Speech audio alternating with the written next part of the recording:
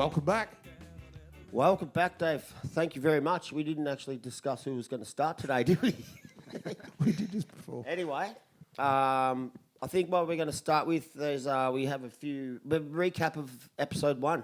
Well, the big news is we've made it to episode 2, so we haven't been sued into oblivion, and we're still here. So thank you, and welcome back to episode 2. From episode 1, there was a couple of things we would like to clarify. We had Graham Osborne, a wonderful friend of ours, and I introduced him as a Fitzroy Reserves player, and he didn't ask for this correction, but I thought it's only fair. He actually played 37 senior games, and the reason we introduced him as a reserves player is, of course, he played the magnificent '89 Reserves Grand Final. But I wouldn't want to deny him of those. And you had something you wanted to correct on that too. Well, yes, there was footage of Graham kicking a magnificent goal right on the siren in the third quarter in that grand final, 1989. And I estimated it as a 60-metre kick, but I've tried to research it. I needed to get the old Google Maps out, but it was for inside the square, through the goals at the MCG. So there's a 50-metre line. There's like 20 to 30 metres to the square. He was inside the square. So I'm saying it's 70 metres plus, which came through, post height too. I think if I really got one on my boot in Masters, I would be lucky to kick 35. So that would take me 2 of my ultimate kicks. I saw that last weekend. So yes, that does take us to a theme here. You'll see that today I'm sponsored. Last week we were sponsored by the Swedish AIK ice hockey team. Yes, that's my favourite Swedish ice hockey team. They're the Collingwood of Swedish ice hockey. Ooh. This week we seem to be sticking with a ice hockey theme. This is in fact a Finland ice hockey team, and one of the reasons we've picked that is today is a show about the mighty Kangaroos and blue and white and all things blue and white because, we are all things fair and equal in the Surf Coast, but this seems to be the year of the Roo. Yes. In that after 26 years, the Kangaroos, or the Anglesea Football Club, Senior Football Club, have had a victory a few months ago. And back to your left foot kicking, only last weekend we had the Anglesea Masters finally get a victory in the Eliza McGowan Cup. Yes, my annual game for Anglesea in the. What I really enjoy about playing for Anglesea is the blue and white vertical stripes are very flattering. Much more flattering than the red and black horizontal Pedzia stripes. And so, speaking of which, we've got a bit of Anglesea jumpers that are. It's not a smell-o-vision, but they haven't yet been washed. That was part of my presence to you would be to keep your pledge there. I did discuss I would wash the jumpers last week and I completely forgot. Sorry about that. So they're here for you to take after the show, and we'd like to thank Charlie for counting them out. And we do have an exact count at this point in time. Fantastic. But I've also got, there. In Anglesea colours, we've also got the Run for Farmer Health top, which is pretty special, mental health for farmers. We've got, of course, the Anglesea patented guitar, mini guitar, and we'll be having Fazz on shortly, sitting over there very patiently to be our musical guest for the week. And we, of course, as it was very cold this morning, I thought I'd better bring up the Anglesea hoodie. Oh, or onesie. Onesie, in fact. And this is, of course, sponsored by Anglesea Football Club as well. So it will be an Anglesea show today, but we're not just an Anglesea show. We are the entire Surf Coast football that we'd like to try to, focus on through the episodes. And we'll have Dale from the AMC, who helped organise the Eliza McGowan Cup and set the AMC up now 10 years ago, and some other guests of his on in a few weeks. Would also like to have the Torquay Footy Club on at some stage. That's the other club here. I sometimes forget that they are here. But there's also the Suns this year. They're welcoming the Suns. And, of course, with a bit of luck, we could even maybe get some Queenscliff. Maybe. And speaking... So, yes, we're along the breadth of the bottom of Australia, along the coast. And our first guest here today is Mr. Dave Fazzer, or as I like to call him, the Flying Fazweedle. Once a dipstick, always a dipstick. Singer, guitarist, drummer, surfer. Anything else you'd like to add to that, Fazza? Moron. Moron. We are here on the farm, Bells Beach lamb, but have a look at those lamb chops. They're very good. They make mine look rather small. I'll have to do a bit of work on them, but they look even better when you smile, Faz. And yes, if you'd like to introduce, this is all Faz's original music. So we're very much looking forward to hearing Fazza sing. Awesome. Thanks for having me, lads. This song's called Running Back from Nowhere.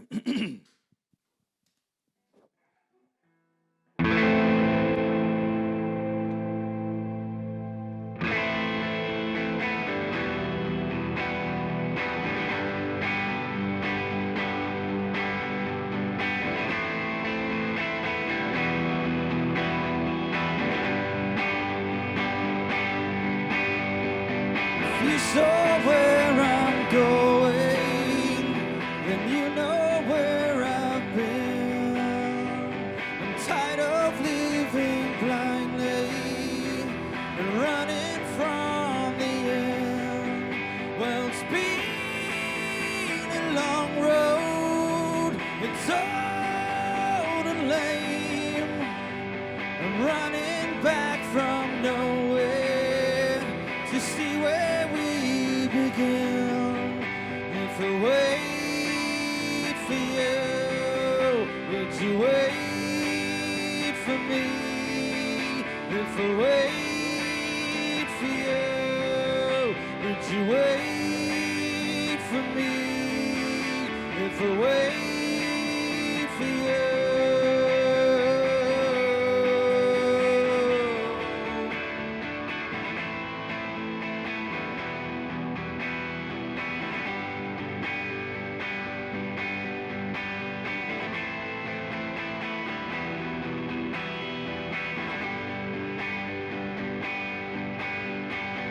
I know where I'm going, and I know where I've been.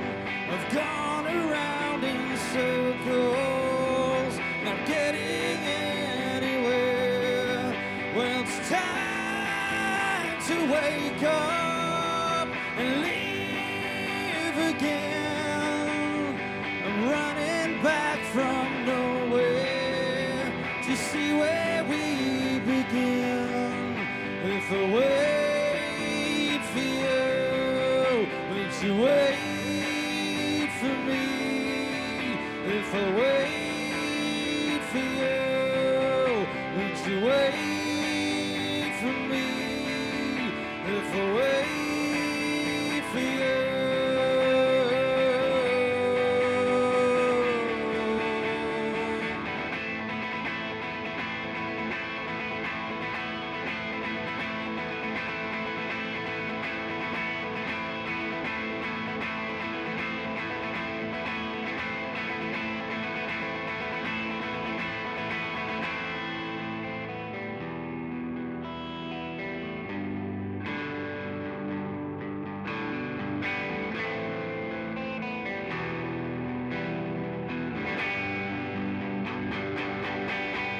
If I wait for you, would you wait for me?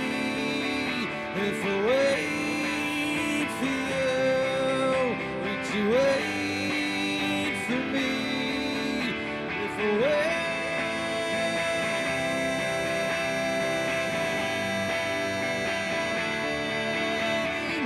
Oh, if I wait for you, well, how long will you wait for me?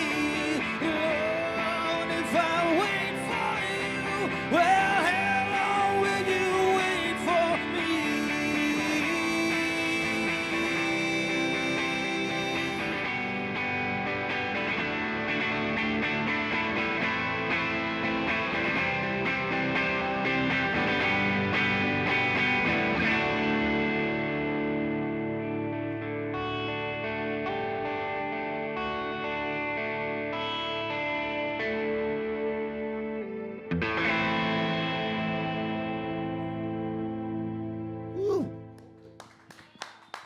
Thank you. Cheers. And this week, all the band's not up on the stage, so we've actually got a live audience. Well, in my mind, I was that was a very, very good air bass song. I was Next time. I wish I was up there. It was a river. Yeah, and how good's the butterscotch Fender Telecaster through the Fender amplifier? Yeah, she's my baby. Fender to Fender. Yeah, More can't sponsors. go wrong. So this we'll try and keep this keep the motion in the ocean, keep it flowing. But well, one of our sponsors, Gold FM, 104.3 Gold FM. Fazz won a competition this year to interpret a Oasis song, and won a all expenses paid trip to Wembley to witness this band. There's two brothers. I kind of heard of them. They were big in the 90s, weren't they? The Proclaimers? They're a bit soft for me. I was more into the Powder Monkeys and Hoss and local independent. They got a bit overshadowed by another Australian band with two brothers that came back. So about a week can you ago. give us a quick rundown on that experience, please, Fazza? Sure, man. Yeah, it was, yeah, like you said, a Gold 104 competition. You had to sing a minute of an Oasis song and change the lyrics. And, yeah, for the chance to win the all expenses paid for trip to London. It was like 5 nights. Funny thing, myself and my best mate, like about a year before when they announced the reunion tour, you know, rang me mate up and said, dude, we got to get to Wembley. He's like, how the hell are we going to do that? Let's put together an acoustic set, get some cash, we'll go over. And we did all that, did about 2 gigs. I was like, man, there's just no way this is going to happen. So we'll pull the pin, couldn't even get tickets to the shows anyway. And then fast forward a year, this opportunity came up, and everyone was kind of sending in like phone recordings, you know, of them just singing over the music. And I said, dude, I've got a recording studio in my backyard. Let's just record the songs from scratch. And we did. You only needed 1 entry. We did 4. So, Yeah. But the first one ended up winning. So, yeah, it was Fantastic. pretty good, man. Good trip, good time. And it was like, take me to Wembley. How'd you go down over there? Pretty well? What's that? How'd you go down over Yeah, there? it was amazing, man. The vibe over there was just next level. Yeah, I'd never seen anything like it. Just like the whole entire stadium all night was going off. You know, singing, screaming. Loudest gig I've ever been to in my life. Dave Fazz Music on Instagram, and there's footage and all the backstory. And, yeah, really exciting stuff. Just on backstory, there was one extra. We had a bit of homework from last week that we needed to sneak in. We should actually announce we've got some Anglesea players coming on. We've got, in the past, we've got Jacko or Craig Leeman.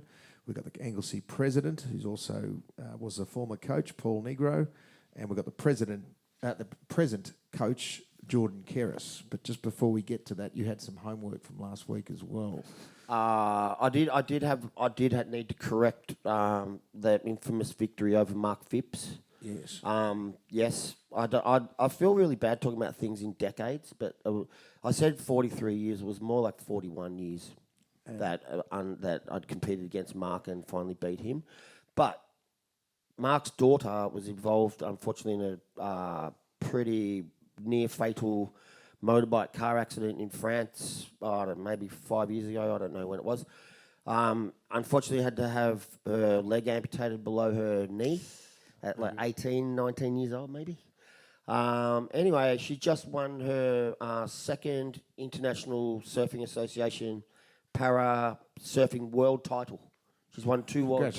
Congratulations. So, yeah, hopefully, Awesome. really amazing achievement. And, yeah, she lives in France. Mark's based in France most of the year, but hoping to get them on in January or That'd February. be good. Yeah. We might have to get to France and we can That's enter our next maybe- Oasis concert. If soon as they were Adidas season coughing up, maybe Philo might take us there.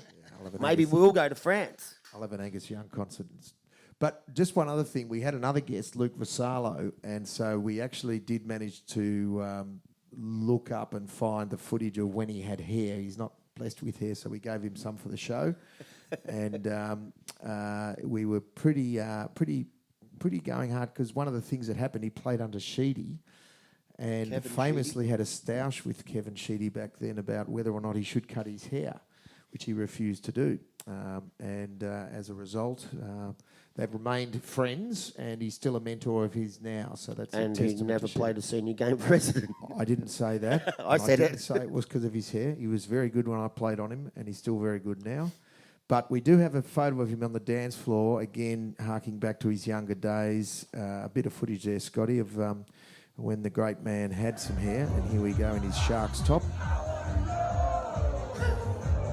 So that's a great man with hair. There And you go. that's who Sheedy should have let play. I can tell you. Well, he's having a good time up there. It's played in by the territory. we gave him some hair last week. And there was also a bit of extra homework. We'd led into a conversation after the Beat Beat Bellina gag of yours about yes. bowl haircuts. Oh, And this okay. this would be our audience participation segment. Yes. We would like you to send in any photos of people you know around here with terrific 1970s or early 80s bowl haircuts. rough. 'Cause we have Oh, there we go. this is rough stuff. Yeah, So- that's a good bowl haircut. So we know There the we dog. go. What's the dog's name? The dog's name is Otto. My Otto. pornographic name would be Mitchell. I know. Otto We- Mitchell. We need that back, sorry, Scotty. First, not so first, short. first animal, first pet, first street you lived in. Otto Mitchell. So we could confirm that is you. Yes, that is That me. is you. About 4 years old. That's exhibit number 1, shall we say? And we have another one, Scotty, somewhere there. There it is. Oh, hello, sailor. That's not actually my best bowl. That was my first communion with my grandpa, Roland Robbins. But It's not bad. yes, I did have a rather terrific bowl, and I'm sure there's other footage out there. But none of this. This is just not a scratch. These are just warm-up. And a bit like there's lamb chops and there's lamb chops. There's a bowl, and then there's Bobby Beecroft's Bobby bowl. Beecroft. That is patented. The Scanlon's gold. footy card. That is the Wow. golden bowl. I love that. That is awesome. Which was another segment you wanted to get going, which is op shop footy memorabilia. Which Oh, should we? Well, let's. How about we do a song do another while song Fazz with is Fazz. here, and then and we'll and roll into the next segment. great. That's what a good cue. Yeah. While So we're you sitting can there. introduce the next one, Faz. Yeah. Well, speaking of pornographic names, mine's Rocky Randwick. Okay, so that's that's what not you can bad. address me as from Very now on. G-graded. This song's called "Never Walk Away." It's an old song of mine.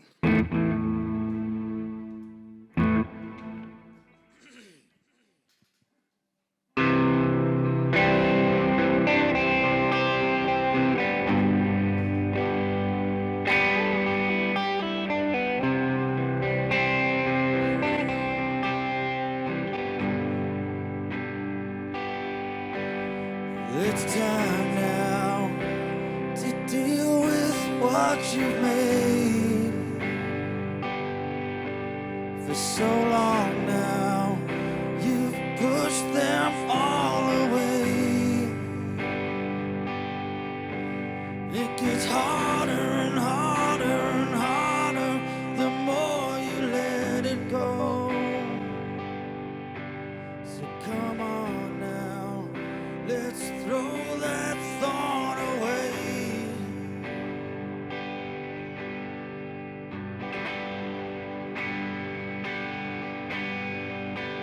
So you've got debts to pay.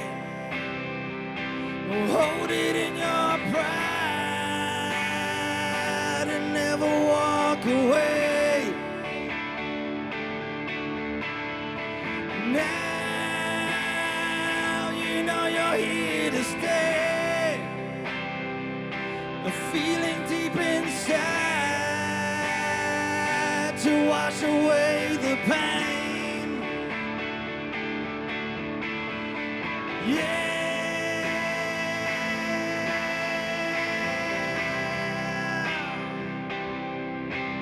Oh yeah.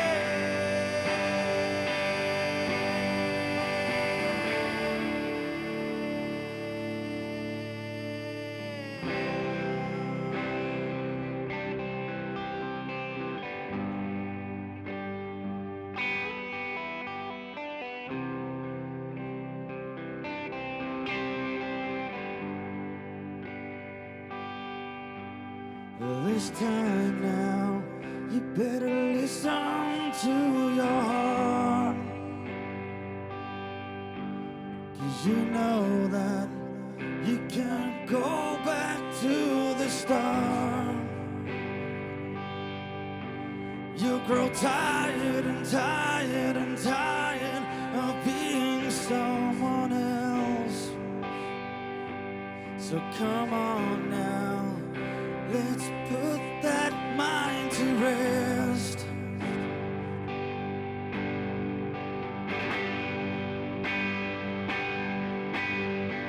So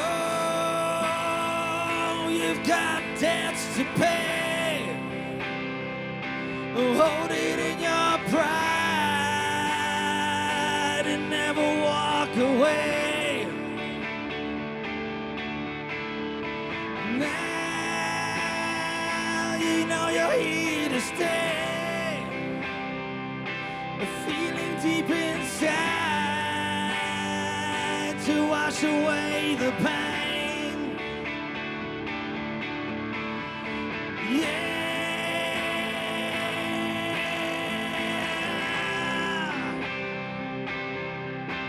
Oh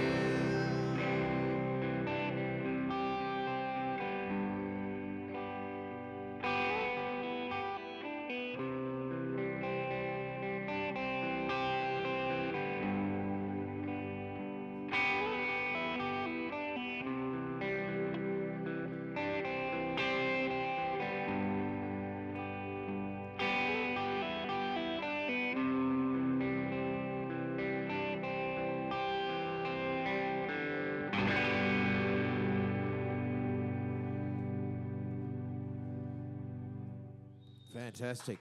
Wow. Thank you. Cheers, guys. A little bit rusty. Fantastic. Something about song 2 in this shed. Not the same with Rouser last week. The first song was great, but that song then, it just hits it. So Cheers, man. Thank you. I'm in my 10 a.m. mood now. Thanks so much for coming on. Yeah. Thanks We for might having me. see just stay there. We might try and get another one out if there's time. Yeah. We've got our first set of guests, and I'm going to hand over to Blizz to take it from here. Yeah, well, I have to say, I really appreciate Fazz singing those songs, and it actually made me a bit emotional about the next guest because it's a pretty cause that's dear to my heart and involved a friend of mine. And yeah, I don't know, just pulled a few heartstrings in, Fazza. Thank you. Sorry, bro. No. That's all right. Well, thank you. So should we go to the next guest? Well, I might have to introduce him for you. Yes, please. So we have, we have a thing here called the Bolt Blowers, and it's been an institution for a while. And let's just let one of the guests introduce himself by peering and walking in. We have Blizz's, sponsored by Adidas last week, and as a result of that, come through, and I'll move. Look what we've got here. We're here to talk about the Bolt Blowers retro surfing competition that's going to be on December the 6th at Juc Beach. Yeah, Bolt Blowers has been running since 2006. It's put together by some guys and girls to memorise friends of theirs that had succumbed to suicide, and to try and raise some money and some awareness about mental health in the community, in the surfing community, bring to light the fact that surfing can help to fix your ills, get in the water, and also raise money for charities. 1 in 5 has been the traditional charity that the funds go towards, and they do hard science and try and figure out how to help people address it. And this year we're also sponsoring Ocean Mind, and they get at-risk youth in the water, and you guys know, get in the water and it just washes away everything, you know. So It truly does. they're getting city kids in the water and making them appreciate the fact that, you know, that it can heal you. And try and head off anything in an actual physical way, whereas the 1 in 5 does the science. So, yeah, we're getting money for those guys. Yeah, so I wasn't involved. The first one, I think 2006, was just a bunch of mates had this fantastic idea of a retro pre-1983 surfboard competition. Unfortunately... singles and twin fins only? Yeah, singles and twins. And, unfortunately, one of our friends who was involved took his own life on Boxing Day. And so the next competition, we spread some of his ashes. And that's when there was decided that we would have that mental health link. And they were talking 20 years ago, like poor old Tim Pope, he kind of got a bit ostracised just because of his behaviour, and it was actually really quite sad. And then he took his own life, and I think it just, over time now, there's a lot more talk about mental health, and that raised a lot of awareness because we didn't know how to handle him at the end of the day. Because we just thought, people... make mistakes and some things happen, and it just sort of, I don't know, we were supporting him, but we just didn't have the tools back then. It's I never met Tim, but I see you guys' pain and what that all the guys have done to try and help repair, and it's a hard task. Yeah, I've seen my son steering friends of his through the same thing. They stood up, and at the end, it didn't help. Yeah. So it's not about just the fundraising; it's about getting the conversation going. Totally. Ask your friends, help them out. It's yeah.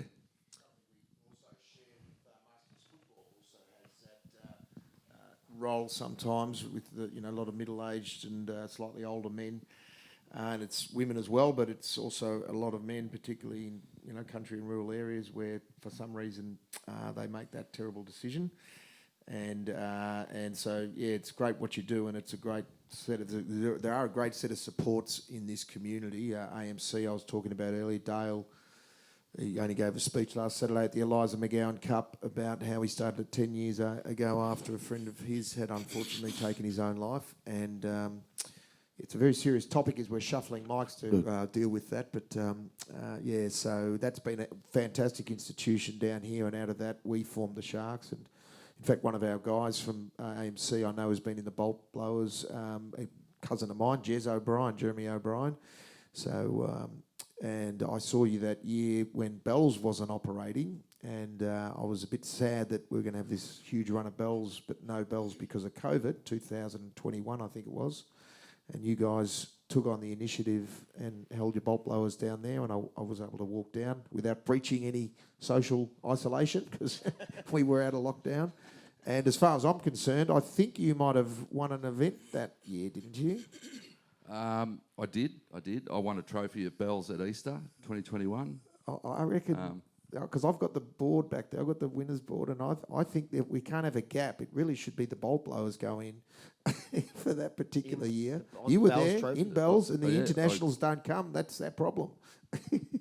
Yep. And anyway, it's a very good cause, really fun day, and it's all about participation from all age groups, men, women. Everyone gets together, hangs out at the beach for the day. There's a show and shine in the morning. But it's also pretty good surfing as well. So, there's Scotty. Can I just make it clear? Yeah. I didn't win my trophy for surfing. No. Mine was for bringing the vibe, the Style Master. Beautiful. But that's even better. That's more important in my book. But there's pretty Scotty, good surfing there goes as Scotty. well. There's Scotty. And the blue team won. It's a team event, isn't it, as well? And we like team events. So you might explain how that works. Yeah, 7-person teams. Must be at least one female in the team. There's a couple of all chicks teams over the years. 5 or 6 teams in the water at once, and everyone's got to get 2 waves. And like you said, there's some amazing surfing goes down on these sort of marginal old craft, which are pretty hard to wrangle. And it's really, I like the fact that you have young children, beginners, ex-pro surfers, Yeah. local hot surfers, and people come from the East Coast, Point Lonsdale, Lorne, Apollo Bay. Everyone comes together and just has a fun day of surfing. It's always a good day. You know, we've had some shocking weather, but it's always been a fun day. Yep. To hang out. Spend the whole day at the beach with your mates, you know. Yes. You can't beat that, can you? And this year, our sponsor, our actual sponsor, Bells Beach Brewery, is having the function there, and the band we mentioned before, the Hibernators, are playing, and there's a couple other local acts. And if one sees these logos here, we also are blessed today, associated with the Bells Beach Brewery. They were designed and include our whole logos and posters have been designed by the one and legendary Ollie Matthews. Ollie Wilson. Wilson. Wilson! But we'll get there. Yeah. Is what? Yep. Well, Ollie's come here to have a bit of a chat as well. Okay. And Mika as well, if you want to come and have a chat too, finish off the bolt blowers chat. What's your connection with the bolt blowers, and what do you particularly want to emphasise? Yeah, so I basically have had a team in the bolt blowers since probably I think it must have been the second contest, and it's just been such a great cause. All the everyone that gets involved. And it's just such a great day, and we just want to get as many people around it as we possibly can. And just give us a date one more time, Mick. Yeah, so the 6th of December from around 8 o'clock, Juc Car Park, show and shine, second car park. It's going to be a ripping day. Hopefully we get some good waves. There's heaps of good surfers in it this year, and then we're going off to Bell's Brewery, and we're going to have some great music there, and yeah, it should be awesome. Sorry for calling you Ollie Matthews. He's an umpire in the Masters, so it's a bit of a 10 in the morning slip. He's a legendary umpire who makes emu paintings. So there is an Ollie Matthews, but Ollie Wilson, tell us about your association with lots of things down here, and particularly the bolt blowers and other surfing stuff. Well, it's a pleasure to be here with you guys. We're trying to decide before we came on to here, Blizz and I, what we should call this segment with me being involved here.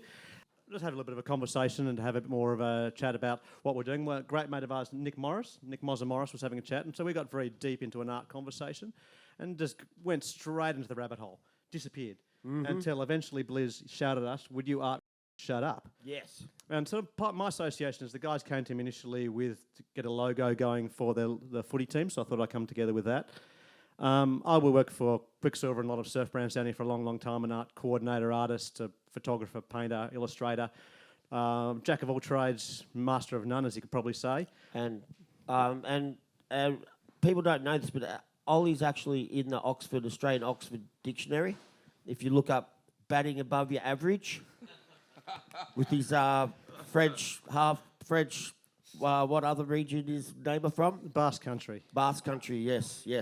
Yeah, no, I very proudly wear that one, and it's not really a problem for me. I'm happy to cop that one. So He yeah, cops that one. Yeah, very happily. But look up Blizzy, batting you above don't- your average, and You there'll don't be mess with the Basques. no, careful. We know that Basque, mate. There are so many people down here which are very creative people, and that's part of the reason what drew me to be here in the first place. And a lot of the people who come down here, not only to the ocean, but also as well to be part of a community which understands and has that creative sense as well too. So I've always loved being part of it. Yes. Okay, so this is our new segment, art. Yes. So what I would like to talk about is that when I was up near Bendigo, I passed this water tank, the Morong Panthers. And it made me think, there's all these communities out there, there's people that do artwork, there's volunteers. So I just thought it'd be really interesting to analyse the artwork, that particular artwork in general. That's the thing, is art is subjective. That's always the issue you're always going to have with art in general. But also you have good and you have bad art. And you can see this bit of artwork. You don't know whether or not it's a panther, it's a cat. Not entirely sure. I really appreciate the colours. Absolutely. The colour palette, the dominant red. The red and the yellow kind of reminds me of the earth, of the Yes. sky. Yep. The blue, well, we have had somebody say that may have colonial ties, naval colonial ties, maybe not. Or the ocean or the sky, whichever you want to look ocean at or the sky. But the thing that I'm confused about with this particular piece is panthers. How many panthers are running around Bendigo? One. One? That's what people Up think. from the Otways, isn't it? But I think to me, for that, you should be basically having some sort of animal which you associate with the area. Like for obviously the sharks down here makes perfect sense for the team to have a shark. So I'm not entirely sure why they chose that. Well, and I would argue that actually just looks like a tall mouse with a long tail. It's a bit like the Jarosite Road deer that were let loose about 30 or 40 years ago from a deer pack, and they turn up around people's houses and farms around here. Well, The white deer, yeah? Yeah, there's all sorts of colours. I understand the deer can survive, but I just find it hard to believe that you would let loose a panther in Victoria and it would survive and find a mate and create a family. There's lots of cats in Cardinia Park. Yes, there's a and half I a know we cat. have feral cats, so it Lots of feral can happen. But anyway, I think that's It's a good question. We'll have what we'd like to do is have people come in and send in your best artwork, country art, particularly footy art. But Yes. there is a lot of good silo art there. There is And- an and artist called we do have Adnate. social media, http://myspace.com. I've just No, we have Ruff Stuff, Instagram, Facebook. We do have an email address which is Ruff Stuff, bifforuffstuff@gmail.com. So if people would like to send in artwork or suggestions or send us significant op shop finds, and I think there's a lot of artwork out there that's open for discussion. Is there anything more we'd like to say about that beautiful Morong silo? I like the flavour of the Morong Panthers, the homemade, handmade flavour. That's the signs that I like to Yes. to see. You know, you can see that someone that's not a professional, they've Yes. just a local. Yep. You know, some teenagers or whatever had a whack at it, and Yep. it's pretty good. I I think reckon. when I drove into that town, I've already had a sense of community because it's like somebody's volunteered their time and Somebody who cares. somebody has produced that. Every piece of line work, each piece counts. But And you've got to celebrate people that make an effort to do art. yes, That's the whole thing. Some people Boom, could 100%. bang something out of the computer. Someone's made the effort to actually go ahead and paint that. Yes. Which, whether you like it or not, it's still a fantastic thing they've done. Yep. Which is what I love about that. So again, that has been hand painted. It's what I specialise in. I know how hard it is. it looks like a mouse. So yeah. Unfortunately, I think that is going to be knocked down for an IGA. Oh, that's very disappointing. So I'm Hopefully really, someone I saves made that. a point of photographing it and Prosperity. Yeah. Unfortunately, small town and there's a pub and a service station and a little milk bar, but I think they need unfortunately, that's the location for the IGA. But we do have an image of. I did go to the club rooms because I thought I really want to see what their actual artwork is, and I did find the image of their. Well, I'm presuming that's on their jumpers, or anyway, that's their brand, and I love that. That looks like a panther. I like them Except both. it's blue. It's not a black panther. That's when you make it angry. Well, I didn't say they're black panther. Yeah. Okay. Well, do we want to do my new little segment? You can do And your I'm little going to be segment. very quick. So, I'm going to call this segment "Monumental AFL Op Shop Finds." So, I found this. It's not a Sharon. I believe it's a Ross Faulkner Anglesea op shop. Ties in well with today's theme. It looked like a dried up sultana, and I basically pumped it up, dubbed it, and it's one of those footballs that everybody who touches it just says, "Oh, what a beautiful peel!" And I don't kick it on asphalt. But it's second. It's not a Sharon, and we love Sid Sharon. We love Sid Sharon, but I believe I did see a little bit of Ross Faulkner on there when I originally dubbed it. Would this be a goofy footer thing? Your left footers like Maybe it's I think it's actually a left-footed football. it's a left-footed football. Yep. We should have got Graham in to test it out. Yep. And Dicko's not here, but next week we hope to have our hand pass segment, Sani. Yes. So what's the next thing from the op shop find? Well, okay. football, what is it? Footy years, 100 years of Australian rules football. So let's just do some quick mathematics. What is 1,996 minus 1,897?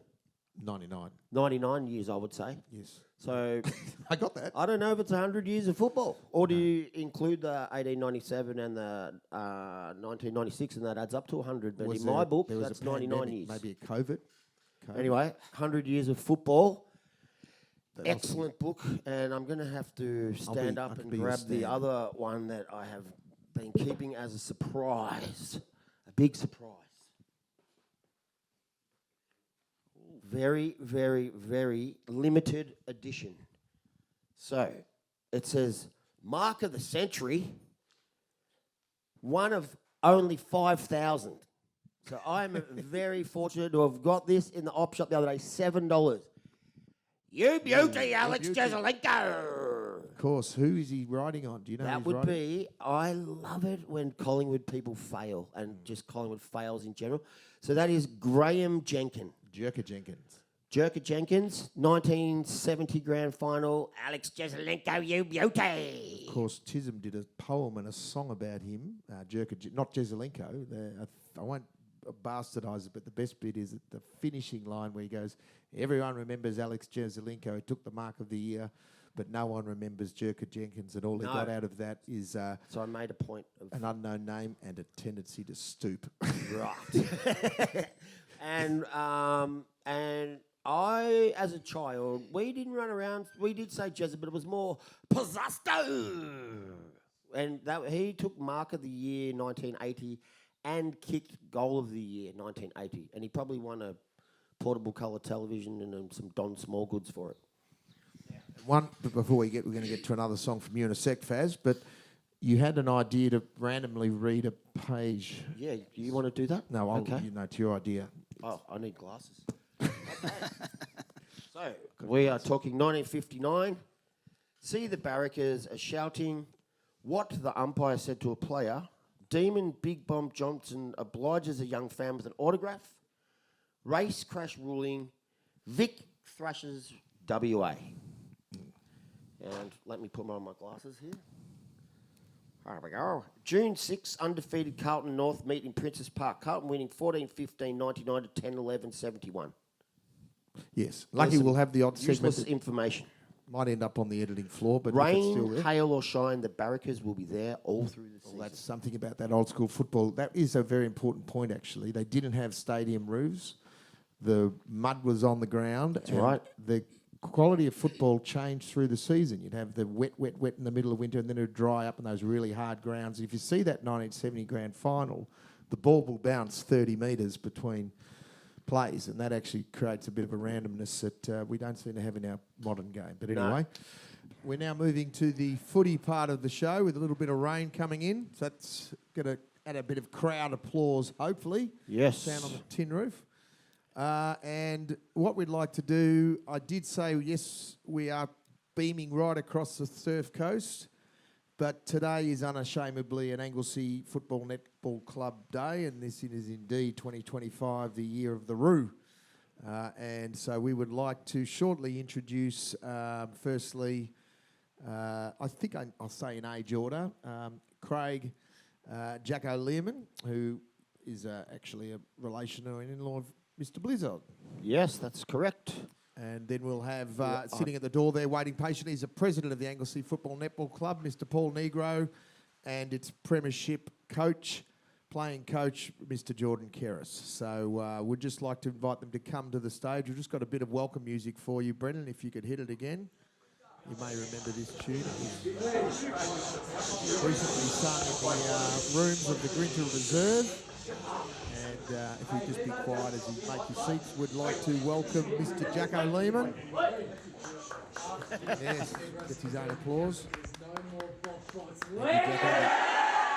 And you too as well, because you've got something to present. Paul Nigro. Paul Nigro, if you could take a seat as the president. Le Presidente. And Jordan Keras, could you present Paul with his trophy again? Have a look at this. As the winning coach to the president. As we turn this up a bit, Brendon, please. The Ballerine Football League 2025 Premiership. That was a recording I took in the rooms. And Fantastic. I didn't get to sing that song that many times in the rooms, but I know you've probably sung it a lot longer, but it was certainly good to hear it this year, wasn't it, Jacko? Certainly was. A few changes here and there with the words, but the new wording is quite acceptable these days, apparently. David, what's happening here, mate? This is, oh, I see, Yeah, right. That's why it's facing this way. Right. Well, it does. We are representing the, and there is another club. I can't remember their name on the Surf Coast. What are they called again? Jeez, no. Anyone know their name? No, got nothing. Surf Coast Suns. That's it. Surf Coast Suns. Surf Coast There's another Suns. club. And apart from that, there's another one as well. Some Tigers or something. So we've got a footy for them. But Jacko, that's an interesting topic. I wasn't expecting to start there, but the history of the song, as someone who has played how many games for the football club, and we would like the mic as close as I put it. This is called the rock and roll pose. Oh, Gives right. a deep sound voice. Yeah, not The deep rock enough. and roll pose. Yeah. Turn So- it up, keep it away. All right, we do have a photo for you, but Craig Jacko Leeman, I think you're legendary around the leagues. You're certainly legendary when I got to the club in my later career, 2011, I think. But when did you first start at the Anglesea Footy Club? And just take us through a bit of your journey. Bit of a journey. Probably age of 9. Started playing. I think our first game used to wear a green rugby top with a white seagull on the front. We were called the Seagulls back then. And some of our games were at in Geelong, some down home, and then it progressed up to under 10s, and then 12s, 13s, and then all of a sudden the league changed a bit to 14s, and then 16s, 17s, and 17s reserve seniors. Yeah, that was it. Can you remember the song from back then? Come on, boys, make a noise. We're the Red Hot Savaloys. That little bit, I remember that. Hey. And that got shortened off. That in got one- short because it got a bit rude near the Yes, end. well, on one interpretation. There is a photo that might help jog your memory we might just put up here. We just want to confirm an identity test. Is that someone we know? Yeah, hey. It's good old days. That Well- would have been under, I don't know. Truth, I reckon I just come out. Mum just had me. Looks like it with the red And shirt. the good old-fashioned woolen jumper with the collar. What I notice about the collar is the collar's ripped, and if I suspect that's after, if we could have that back up for a sec, Scotty, you'll see the collar is ripped, and I suspect you've already been in one of your first little shirt fronts there, Jacko. Yeah, Mum used to rough me up before the game. You get me going. Used to enjoy that little rough stuff. Yeah, you did. Well, that's the name of the show. Well, great plug. And, well, as I hand over to Paul quickly, we'll have Jordan take us through some of the highlights of the most recent flag, but one of the things you've did in your time as president, or even coach, actually it might have been under President Jamie, was introduce the Bells Beach Anglesea Bitter, or Anglesea Lager. So how did you first come to the club, quickly, Paul?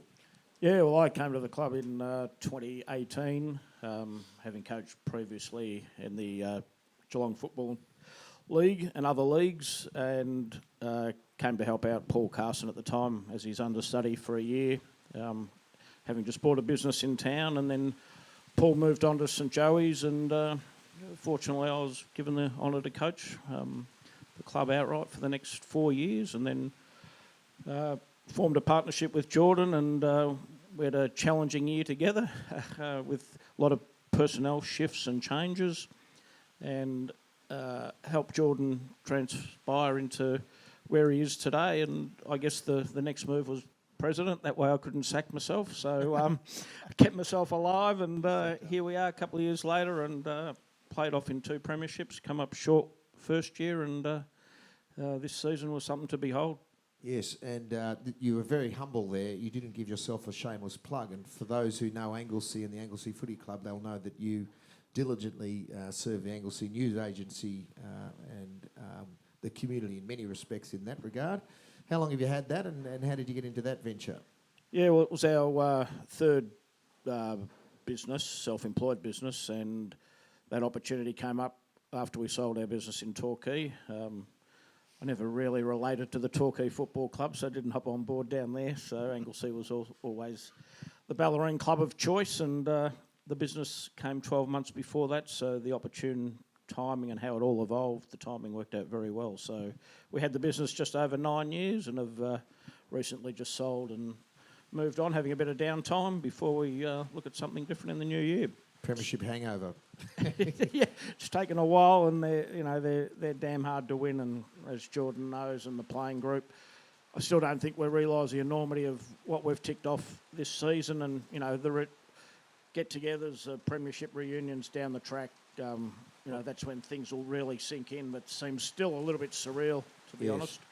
And we might just bring Jordan in at this point, so you're not sitting there waiting for the whole interview, but we'll go back to Jacko to take us through some of the history of those early Anglesea flags that you're involved in. But so, Geordie, how did you come to arrive at the great club? I was on the committee, I believe. I take the credit for appointing you, although it was done by Jamie and others. But I was there in that very first tumultuous year when we had to sort out a few player registrations and issues. But give us a bit of your footy background before that. And how did you come to get to Anglesea?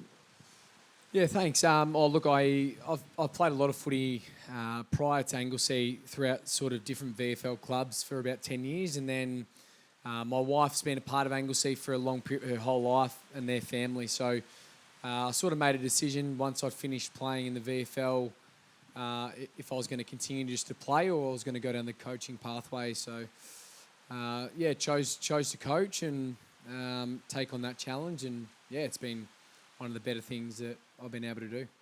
And as a playing coach, I've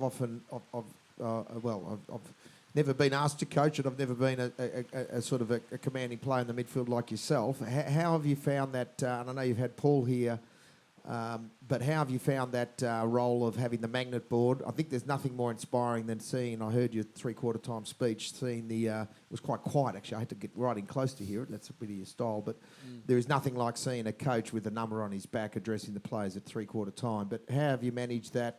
Again, without giving tactics away, playing role and coaching role, and even the interactions with the players, etc.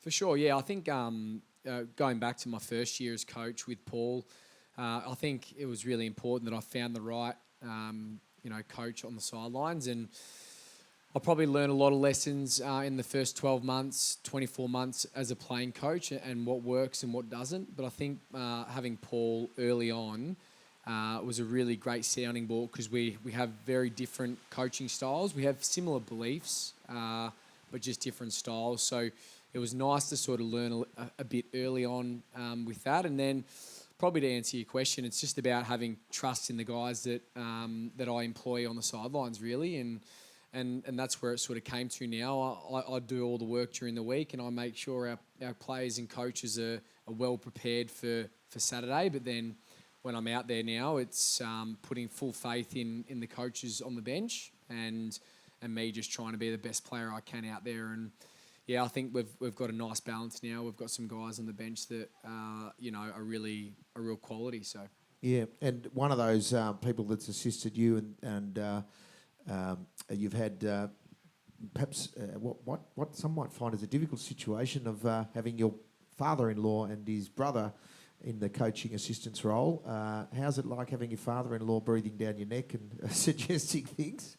I think he's. I've been and obviously you've got to say the right thing now. Oh yeah, no, don't worry. He'll whatever I say, he wouldn't be surprised with. So I think he's sort of he's always asked me, does he want my input, when he can make it down to games, and he never really steps on anyone's toes. He just gives feedback to some players that he thinks, need some feedback for, and he's a good sounding board for those guys.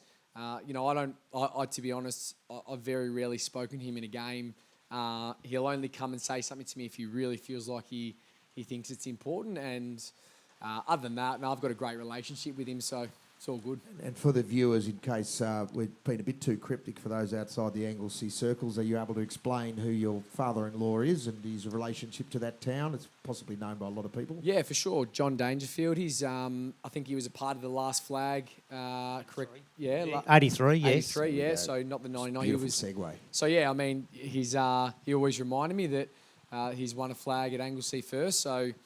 At the end of the day, anyone who's been a part of the club and won flags, their input's always welcome with us. So. And I worked with Greg on the committee, and he's a fantastic committee man, a good supporter. Yeah. When I'd be having my lonely roast down there, because I'd always come down for the roast, and often without the kids, but he'd always be the first to sit at my table. maybe an obvious question, just Dangerfield, is that related to Rodney Dangerfield, the comedian? Yeah, I mean, I don't know who that is, but we'll go with that for now. Yeah. Oh, you should. Caddyshack. Back to School. There's a movie called Back to School. Rodney Dangerfield. Yes. So we might just then take the history back a bit now that we're sort of introduced, and I might let Blizzy take a bit because you've got a personal association with Mr. Jacko here, and one obvious question that we could get out of that is how did he get the name Jacko? But we'll work on that. Jacko is uncle to my cousins down in Anglesea, Emma and Jade and Meg. Emma and Jade, twins at gun netballers. Not sure if Meg played. No. She concentrated on working and supporting the family. Yeah, hard worker she is. Yeah, that's right. And probably I would have been at the wedding in 1983. Yeah, correct. Sue and my uncle Tony. Just after Ash Wednesday. That's right, and I remember it was one of the first weddings I'd ever been to. I think it was at the Anglesea... On the golf course. But people had just come off fighting fires. People hadn't That's slept right. for days. It was supposed to be at the scout camp, and that got burnt out. That's right. And got all quickly changed down there because my mum was a caterer at the golf club at the time, and got changed and got on the 18th hole. There you go. Come there with all black all over our faces and everything like that. That's right. I remember being I was about 14 at the time, I think, and just remember the impact of the fires, and I remember people hadn't slept for days, and that was one of the biggest bushfires in Australian history. Still significant. People still have memories of that. Very vivid for those who went through it. And we've got to watch that for other summers. And the question I have, how come you didn't end up at Anglesea? How did you end up at Queenscliff then? I used to spend a lot of time in Anglesea, but our family relocated to Queenscliff. Yep. So back in those days, I was living in Queenscliff and playing for the premiership player for the Barracudas. For the Cooters, yes. And I remember one time junior. out, unfortunately, I remember the game out at Queenscliff, one of your last games, and your father had passed the day before or the week before. And I played a few more years after that, though. I know, true. They sacked me before, so we'll get to that in a sec. But you're there playing a memorial game, and everyone's you got the black armbands on, and everyone's out there. And what I remember, within about 10 minutes into the third quarter, you've decided to play your usual game and started about 5 blues out on the wig. And obviously out in Queenscliff, all been honouring your father and because his legacy as well. And I found I had to try to get you in and get out. Not that you needed much help, but there was about 4 Queenscliff guys on you. and I think it was about the only useful thing I did at the club in my time there was try to get you off the field that day. But no, you're a tough player. So could you take us through a bit of your history, Jacko? First of all, as you said, you still kept playing after that, and I had you down for 500 games, which is what you've been honoured for at the club. Yes. But how many did you actually play? I think I played a few years of playing double-up games. Didn't miss many games from injury, touch wood. I did spend a year or so up in Queensland playing up there, but most of my games played in. It's about 6-17. I total up at home. I lost a few records back in the old days, but going through the 500 was quite a few years ago. So Yes. And just take us back through some of these premierships. So we've got this one here, which is the latest one. It's about the only one I ever played in. We played in all our winning and all our losing, bar one losing grand final. But our first one, as you know, was 83. That was a very special year. Number one ticket holder was Teddy Whitten. Oh, wow. That was pretty exciting. Some fantastic blokes there. Bluey Ludis, Brian O'Keefe, Gary Harrod, Barry Edwards. He won the Sun Kick back in the good old days. He had the Sun Kick at half time at the footy ground, AFL, and he won it about 3-4 years in a row. Wow. The man could kick a football. Well, but he played some good football. Bernie Purcell, who had been a bit later. Yeah, a bit later on in the career. He was only a little whippersnapper back then. He was about... Then we played 1990. We played Leopold, and they dished out a bit of punishment on a few of the lads. So we the next year we all stuck together. No one left. A couple of new players, and then 1991 we ended up playing Leopold again, and we thought we'd just me, brother, and a few others thought we'd dish a bit of punishment out as well, and they didn't like that. No. But we ended up coming home with the goods, and then 97 had a nice win. 2000 that was the seniors and reserves. And in And we didn't get up, 2001, yeah, we got up. Oh, 2000 we got up. 2000. 2001, we didn't. Yeah, 2001 we did not, I think. Yeah, I go through my 99 records. was the last, but 'cause No, that was 99, 26 years. 2000, Okay, well you'd know. and the next one. So yeah, so Reezy's won another one after that. So, my understanding, I show this to my children who are playing junior football. I think my son, we played this year. I remember I umpired at Torquay. Not very well, but I did ask to umpire. My son was filling in, but I think at the Anglesea Football Club, there's your jumper on the wall, 603 asterisks unconfirmed. Yes. So, Allegedly. like, as for people, obviously this is an international program. There's people in Sweden, Yes. France, Finland. USA, Finland watching this. Doncaster. So, we're saying approximately 22 games a season. Yes. Divide that by 603. We're talking like close to 30 years of playing full seasons. Well, I've Like, got a couple. incredible. Yeah, I see, we've got a couple of photos. We might go to Scotty, which shows some of these flags. So this one, what is this one, Jacko? Trees. That's Gibbo, and that would have been oh God, I don't know. Well, there's Dave Robertson's. That would have been 2000. Yeah, and there's a problem with that photo, and I've got another one in a sec. Don't show it yet, but the problem with that photo, because I think you can know if you just put it back up for a sec, Scotty, is about 6 people we can see, and there's about 10 or 15 people behind the ones at the front who have fallen for the young trap of premierships, which is Getting up the back don't get and out being the back. short. And if Scotty, I've got my own little tragic story here. If we could just put up the famous victory of the Penshurst Reserves in 2003. There's 4 O'Briens in that photo, and Chris Smith, who lives around the corner. 3 of them you'll be able to see. I won't bother identify them, but I might have to actually take a bit of a walk. If you could just hold that, Jacko. I'll Righto. take it with me. It's Take good it to have with a mobile mic. I did play in that grand final. It was a 1-point victory. And that there is my arm. Oh, there you go. The top left-hand corner. That's the only evidence I have. So, and I saw that Anglesea one, and I was going to test you on how many arms and that you'd be able to identify. Yeah, that's a hard one. So it's a trap for young players, and there's actually a couple who missed out on the recent one, but there's been so many shots with multimedia, they can generally be picked up in better angles. So we're taking it through to the era that I sort of came to the club, which was about 2011. And you were still playing reserves then. You might have been still snuck in a senior game every now and then. I certainly didn't, but you might have been. And I got to the club because basically I turned up there one day to do some business. And Ian Polton, I was 40 years old. I was still playing down at Penshurst trying to get a game. And Ian Polton goes, "What are you doing Saturday? We need players in the twos." So that's how sort of desperate they were for players. And for me, it was great because I was able to play or train there when I could and play down at Penshurst when I could as well.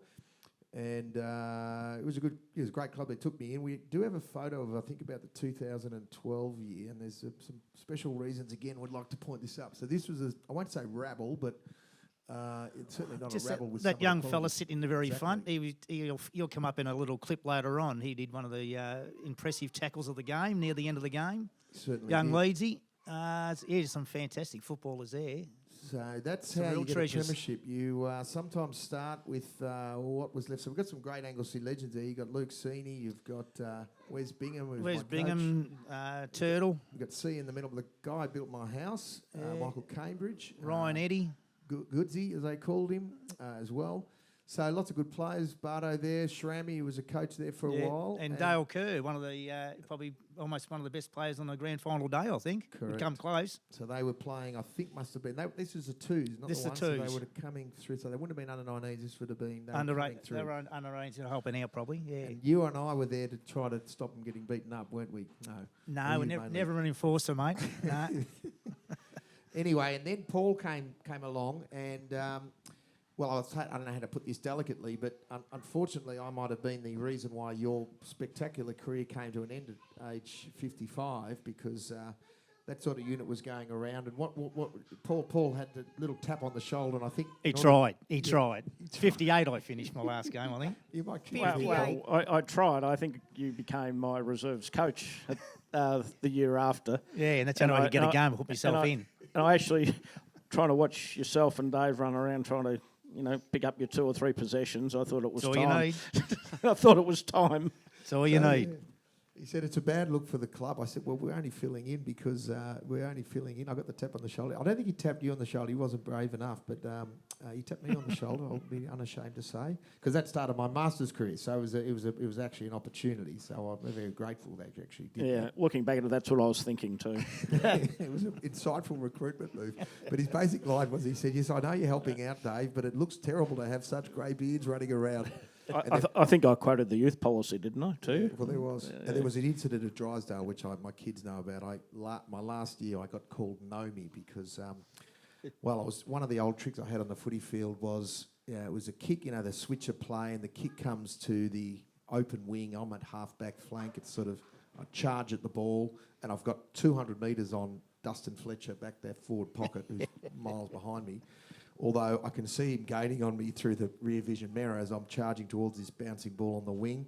And by the time I get there, I realise he's right behind me. And of course, an old player like this, what do you do at that stage? You freeze and you sort of prop like that and you hope you get the push in the back because you know you're not going to be able to get rid of the ball. You want to gather the ball and you're going to get completely tackled as you gather the ball. So exactly what I did. I propped, froze, fell to the ground, screamed for the push in the back, didn't get it. And one of the young under-19 Drysdale audience members who were watching the game on the wing laughing hysterically said, hello, someone's just knocked over a garden gnome.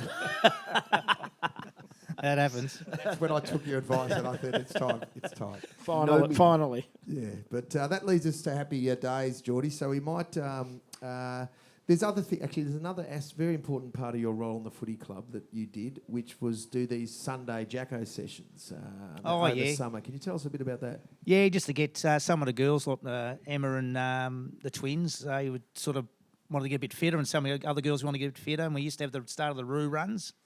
So I'd take a little bit of a boot camp and get them up to a speed, and some of the girls, like Jenny Lingham, hated running, didn't like running, never ran, and now she was doing the Roo run type of thing. So I got a few girls through that aspect of things, and then maybe some of them loaded in the track were fit enough and enjoyed the football side of stuff and ended up playing a bit of footy, And we've got a really impressive girls team. But prior to the men's premiership, we had 2 very successful female premierships or AFLW premierships under Luke Sini, and the girls that was great. And fabulous. Also worked with the netball, and I mentioned your father-in-law, Geordie.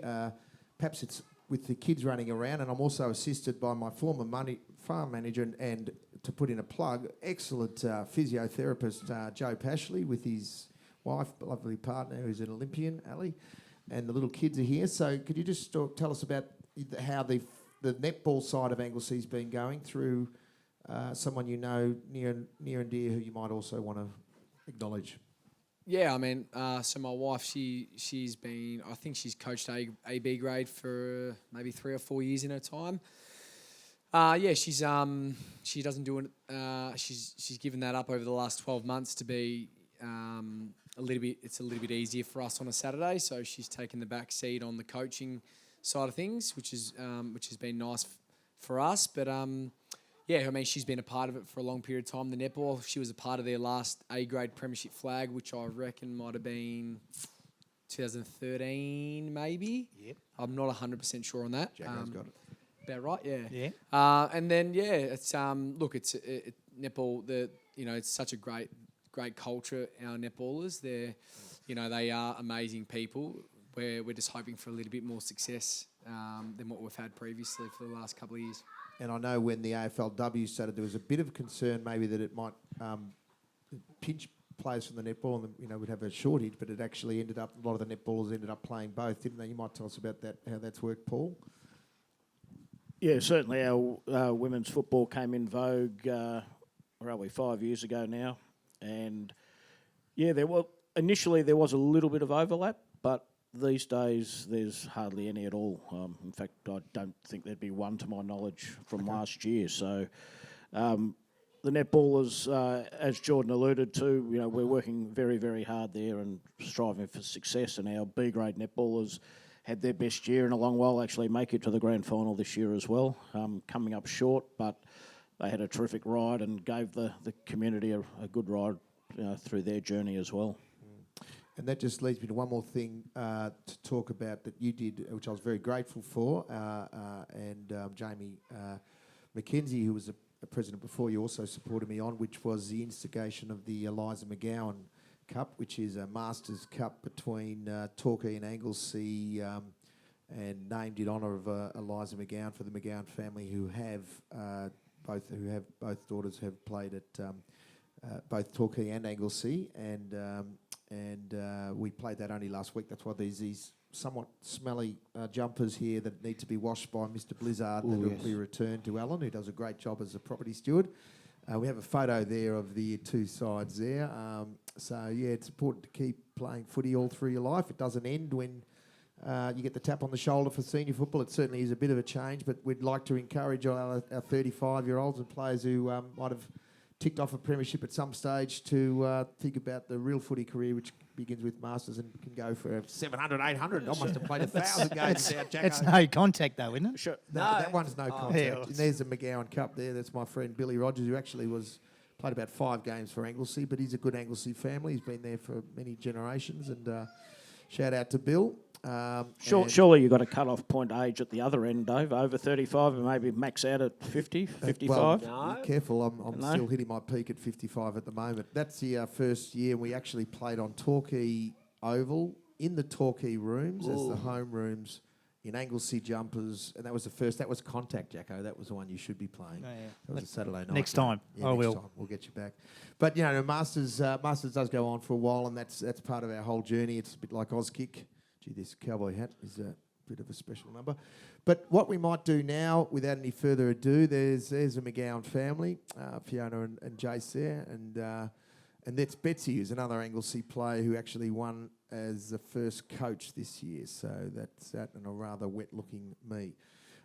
So thank you very much for your support for that. You've been a great support for the Masters with our games. We really appreciate that. And the Bangers as well. They do a great job on the Sunday for informal kicks. And they've got a Blizz connection. How long have you been with the Bangers for?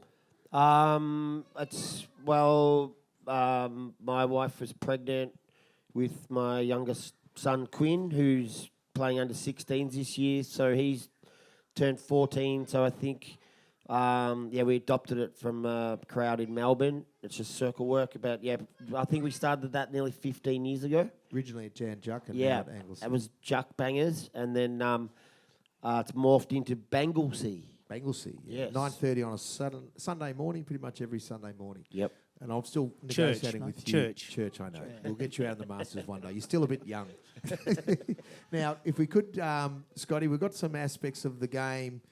I would like to hand over to Jordan to take us through some highlights. You had those two young players, Dale Kerr and Sammy Leeds. Perhaps I could ask you, what did they mean to the club? Because they both played in the year before, and I think, I can say it now, I'm not sure if Sammy had the best day that day, or I shouldn't say it in a bad way because it's now purged. Yeah. But there was, questions how long he would go on for, and he's finished. Well, he mightn't have finished, but he's certainly culminated a long journey and a long struggle. So tell us how that meant to the players in the club. Yeah, for sure. Sammy, look, last year, I don't think any of us can talk about our games on grand final day. So, I think, but you're probably right. Sam probably didn't know, what his footy looked like, going into this year. He's obviously, working in Melbourne too.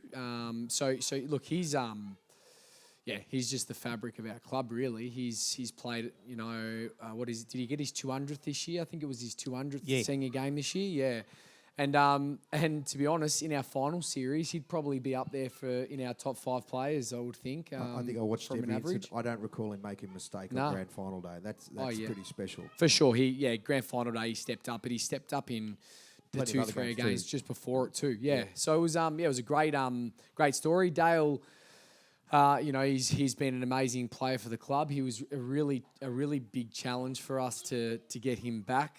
Obviously, that smother. That's a Dale smother. We'll talk about that in a sec. Well, we're in the crowd. I'm in the crowd there. Yeah, there were you somewhere. sitting there? Were you? Oh, no, I was behind the goals with the young Anglesea boys who were very vocal. Yeah. Look, they were awesome actually They really, for us. They really, It was very exciting. I went to watch the Torquay reserves, and the crowd was just so fantastic. Take us through that smother. You've got Leo Barry's mark, you've got Jez's mark, you've got various other things that are going on in grand finals, and I think there's a few of us talking about Dale's smother because we were behind it, and the sound of it hitting the fence it wasn't just a physical thing. You could hear it. It was acoustically fantastic. But just take us through it again, if you could, please, Scotty. And we thank Scotty again from Juc Media for all his work in setting up these footage, and Brendon from the Bells Beach Brewery sound crew, again, for doing a great job. But, if we could just have that again and just take us through it.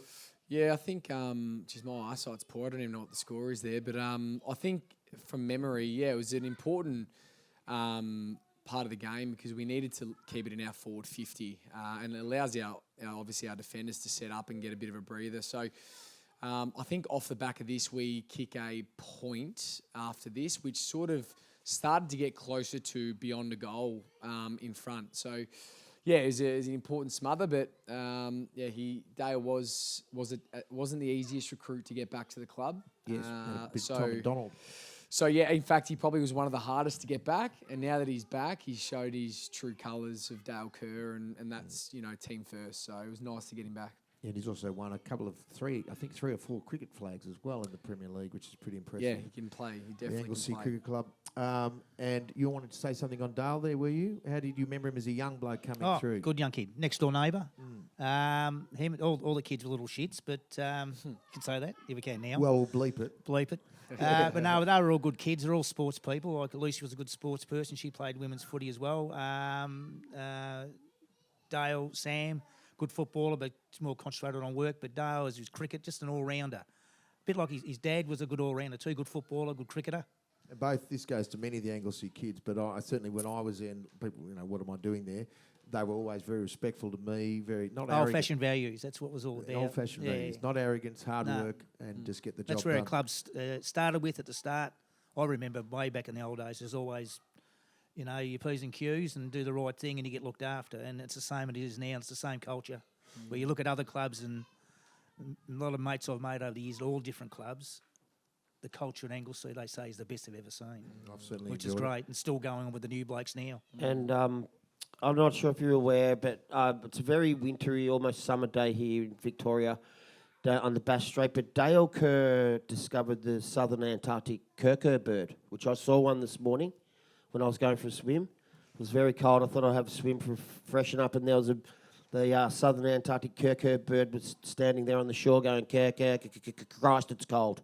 He was trying to smother, I think. The other thing about the smother is... Budgie smuggler. Budgie smugglers. No, but the other thing about that smother, and sure it wasn't the eastern Siberian Kerr bird that sometimes migrates down here. But the other thing about that smother is a lot of people would have that kick just go out with maybe token pressure, because I saw him, he ran from the point of the square, and he almost took the player by surprise. Like, I don't think the guy thought he was going to be... Maybe he could have taken an extra step wide and he could have got it smothered. So it was that bit of desperation. But we've got a bit more footage which occurs just after that.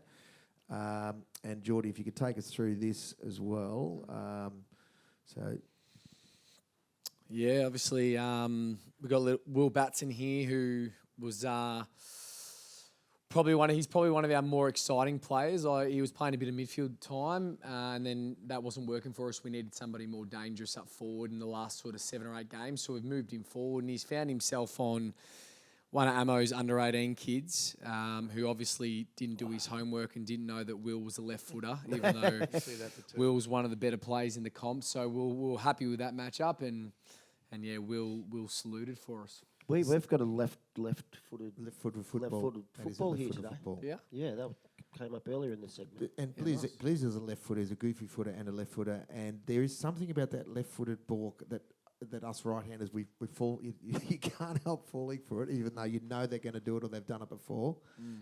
But anyway, yes, that was an important goal, and that started. I think that you might just be in front again because you're in front, and then they got ahead, and then you got back in front. Yeah, that was an important goal. Definitely, it was super important. So it sort of felt, looking at the game from our perspective, is that every time he made that little move, they couldn't combat it. Like, even they're kicking out, they looked out to expect a zone, and all of a sudden it's man on man. They just thought, well, hang on a minute, what do we do now? Yeah, for Was sure. their downfall? That, They as were you a said, very but- good side. Yeah. That's the thing. You weren't. It was. You probably were still underdogs going in. I think you'd beaten Yeah. Torquay, another good side, and so you had to slay the dragon. And how did you prepare for that? Yeah, for sure. Look, it's funny. We always we got a lot of guys, mutual friends with the guys at Amos, and throughout the year, we always heard whispers that they didn't want to play us on grand final day, and it was probably the main thing that stuck in the back of my mind, and I was always thinking if we could we knew Amos were going to get there.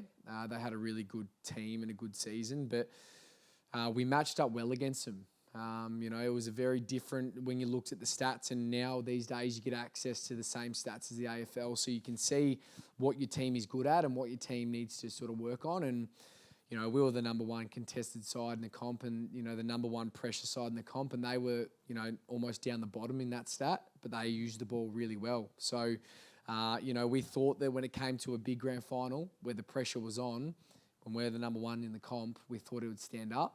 And we tried to just shut down their ball movement, which was easily the number one in the comp, and we were able to do that. So, Yeah, and in terms of pressure, I know you're very humble, you wouldn't say it about yourself, but your role there in the midfield and over many years, that real contested possession has been a big part of it was already at the club, but you've taken it up that level that's got us to the flag, so congratulations on your own games. And I'll just get a bit more footage here, and then I might ask you as we sort of round off the show, what you can tell us about the plans, and Paul's going to be here with the veto button if it's secret. I'm sure you can keep a few things up your sleeve, and we could always be foxing them, but we'll just let you round off the finish of the game with a couple of goals that were very important. Yeah, obviously this one was really important. Declan Everett, who's come to the club this year, who's a ripping fella. That goal happened within 30 seconds of us kicking, so there wasn't many times in the game where there was back-to-back goals quickly, and that obviously was one that was super important. I think at that point was the point where everyone sort of thought, Jesus, we're back in this, because we were up and then we were down, and then all of a sudden we had a bit of a breather. So yeah, it was a really important goal for us. Yeah. Well done. Yeah. Well, I think the last one, I've got a bit of Sammy Leeds. You did this all day, just a tackle. Probably should have been a hold in the ball.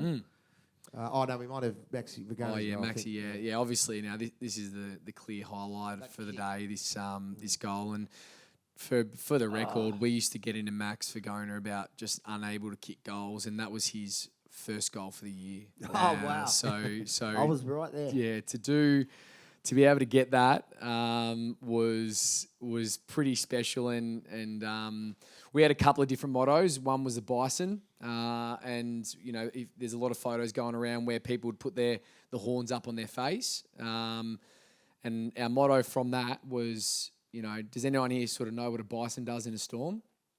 No. Angus Young has got a similar one. Yeah.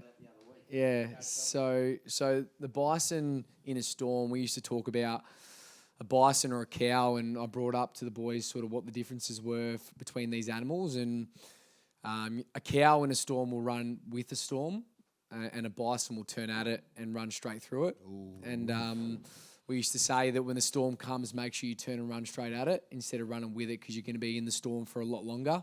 And I think Maxi at the time got so excited he ended up putting the bunny ears up or something, but I think he tried to put the horns up and do the bison. So yeah, it was a great moment for him. I still can't believe that he kicked his first goal when for the last goal of the year. So it's good. Fantastic. And it was I can't remember who gives the kick out, but you'd have to go back again. But one of your players does this toe poke on it's on a 2-second backswing. Yeah. And it goes 40, 50 metres out. He obviously sees him and just gets it out there with just... I think that was young. I think it was Jack Walters. So might have been, yeah. Yeah, who's obviously got some family connections for a long period of time at Anglesea. So yes, and our captain.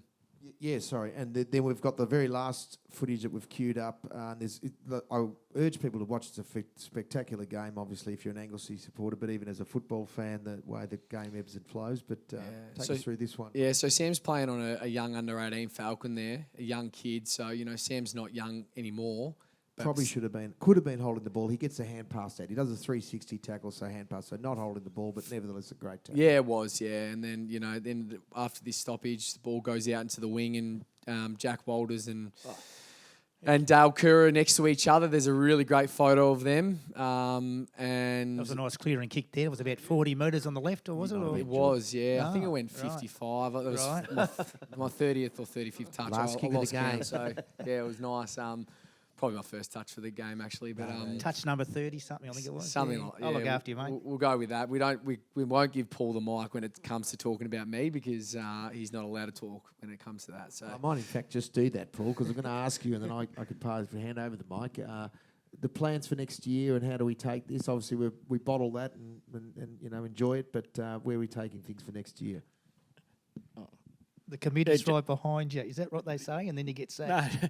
No, just on that, I am one of Jordan's probably harshest critics after every game. We talk and analyse the match, but I also give him feedback and we argue about that for 5 or 10 minutes every Sunday or Monday. So it's quite good for each other, good banter, and that's relationship building as well. So, but yeah, moving forward, look, from the football side of things, the guys started training last Wednesday, so we're back to work as Jordan calls it with the group, and seeing 50 plus guys there on Wednesday night, all decked out, ready to go back to work and aim for back to back, and that's And a good AGM we had too. Good numbers on the board there. People ready to put their hand up and do some work. Yes, we had the AGM last Sunday. Just going No back to knives the sharpened? no one tried to overthrow me, so I'm there for another year. And the committee is 90% as previous year, and just one slight change. But that person's remaining on general committee, and we've got a couple of new ladies coming on board to help with the junior side of the club. They do a great job, that junior club, and I know sometimes it battles for numbers and other times it's flush, but they balance it all through. Many people have put in years and years on that. Yeah, look, one thing I learnt early on playing and coaching is, and then obviously as president, you never knock back a volunteer who wants to come and help your club. Everyone's got different strengths and capabilities, and providing that we all stay in our lane and stay focused on what our role is, it generally works very, very well. And our committee and volunteers are working people and community people by and large, and that stems through the football, women's football and netball and junior clubs as well. We like to think we build the culture and the community the right way, and we want the right people into the club for the right reasons. And I think not just myself, but that's a pathway we've gone down over quite a few years, and I think it's just improved and improved. Thank you. And just as we hand over to Geordie, there's one thing I did. You said I could ask you anything, and I wouldn't be earning, as Sammy Newman used to say, I wouldn't be earning my money if I don't ask you this. There was rumours that we would be having a great legend of the club, number 35, your brother-in-law, Patrick Dangerfield, come back to the club at some stage, and obviously we wouldn't speak for his plans, but the good thing about that, if he stays another 5 years at Geelong doing what he can do there to get himself another flag there, and he still comes back, it means hopefully we'd still keep you for another 5 years, and maybe 5 flags in between. But so how often do you have that conversation, or get people like me ask you about that, and it might annoy you a bit, but here you are on international television. Yeah. Give us a scoop. Yeah, I think, look, I always say when I get asked a question that I don't want to send him into retirement or speak for him. He's obviously got ambitions to play AFL for as long as he can, and obviously he's been one of the best to ever do it. But I think, in a nutshell, when he's done, he'll come play at Anglesea. I think he did make a joke that now that I've won it, he doesn't need me to help him win one. So at the end of the day, though, we like winning flags, and I'll make sure that when he finishes playing footy, that he'll be playing at Anglesea. I don't think he'll have a choice. So. No, well, he's got in his trophy cabinet. He may have an Anglesea best at first, but famously, and we've got a photo. I don't know if we've got it queued up of his contemporary, who's also a famous son of Anglesea, Stu McKenzie. We'll have to feed it up. Might be homework for next week, Scotty, but it's there somewhere. It was in the Age the other day. Who's in, of course, the band King Gizzard and the Lizard, who, of course, the sponsor of our Anglesea's women's AFL. team. Yes. Do a great job there. And I think it's well known in the club, but I think it's the under-14s, or Jacko might help me. We have the captain being Stu, and I think in the best and fairest... 16th, I think it was. Stewie beats Danger in the best and fairest, doesn't he? He does, yes. Yeah. Is that under 16s or under 14s? I think it was 16th, I think. 16s. Yeah. It's up there on the photo But yeah, anyway. it was back in the junior days. So he could come back and try and, if we get Stu back as well, who knows anyway. But we're very, very happy with what you've provided to the club and continue to provide. And I enjoyed my time with you as, there he is, he's up there. So good luck to them. We might try to get them on the show. That could be a bit of a shot one day. Yeah, well, I think they're I think your in budget's Melbourne out. next. They're in Melbourne in 2 weeks' time. Yes. We'll Yes. get them after ACDC, Enamel and the Sniffers and all the other bands we've known and loved that are doing good things. So thanks so much, Jordan. If there's anything else or anyone else you'd like to thank anyone here for your sponsors or... Oh yeah, for sure. I mean, yeah, our sponsors. There's a few sponsors, but we essentially can't run a club without them. So it's so important to keep getting the support and probably just it's just such a great club. So I'm always blessed to be able to be coaching the club, and pretty confident we'll find some more silverware again. Well, thank you, and thank you for making many people very happy. And Jacko, thanks for those stories. No And worries, mate. Thank I've you. got your membership form for the South Coast Sharks signed up, ready to go, with a cheque there as well. I'm in. And I've got your sponsorship cheque one day too, speaking for our lamb, because we've got our signage there, and it's been a bit of a tough year on the farm, but we'll get it to you shortly. What do you reckon, Dave? Are you going to be one of our major sponsors at the I Footy already Club am. soon? Haven't you seen my... Are you a major sponsor? Oh, the Bells Beach Lamb is. Oh, yeah, but what about the Anglesea Footy? You're next for us, I reckon. Rough Stuff. What do you I reckon? don't know, Get what's any our in? budget like? Yeah, Rough Stuff budget. I'm not sure. We'll see how we go. If we keep watching. We could sell something in here, maybe. Yes. Our next, we'd like to. We've got Bells Beach meat, Bells Beach beanies, Bells Beach lamb. We could auction your boots, maybe. Maybe we'll get some money through the club from them. Oh, actually, I do have my Anglesea boots here. I forgot this was my last prop. These are my Anglesea boots. I've got I think we might need a tad more than what we get for the boots. Lamb marker. So we could use these a bit later. But no, thank you so much. Thank you, linesman. Thank you, ballsman. Thank Balls boys and Balls girls. Yeah. And Scotty and Brendon in particular. We've got a particularly good show coming up after Christmas. We won't give too much away yet because they mightn't be confirmed, but really like to thank you. And we will get some other local clubs here who might have had this sensational year you've had and keep the balance going there. And we'll see you all at the Bolt Blowers on the 6th of December, the Curtin Hotel, if you're not going there, and then the Love Fest on the 14th of February at the Bowen Club with Free Willy. Free Willy Lopez. And I might hand over to you for the At the final Love word. Fest. The Love Fest. Love Yes, Fest. to the Love Fest. More on Valentine's information. Day. Yeah, well, it could be an Anglesea starting day. We've got Loingroin. We've got a lot of bands that we know and love going to be opening up at the Bowen Club. So Right, we can bang one up at the club, footy club. we could also do another working beat. But we'll talk about this offline. Thank you, Lions. Thank you very much. Balls boy. Brendon, Thank you. hit it. We're ready to go. Judge on your dance. Got to move. Come on, Jordan. We don't move very well. The music. Move that on the footy field.